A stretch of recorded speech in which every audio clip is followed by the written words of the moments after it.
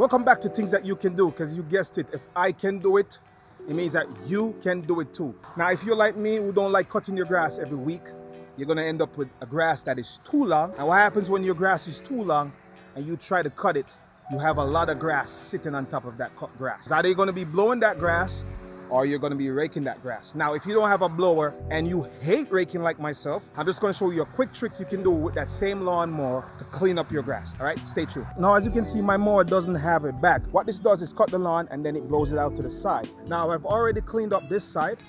And if you notice the difference with the right side and the left side, yep, there's a bunch of grass that's literally sitting on top. When that stuff gets wet, your lawn is going to get destroyed. Now, the first thing you want to do is to adjust the level, right? So if you would cut your grass in number 3 or number 2, whatever number, you want to go 1 up, right? So I cut mine in 3, and all I'm going to do is come 1 up to number 4. Same thing with the back. If you have adjusted at the back, if you cut it in number 3, you want to come up 1.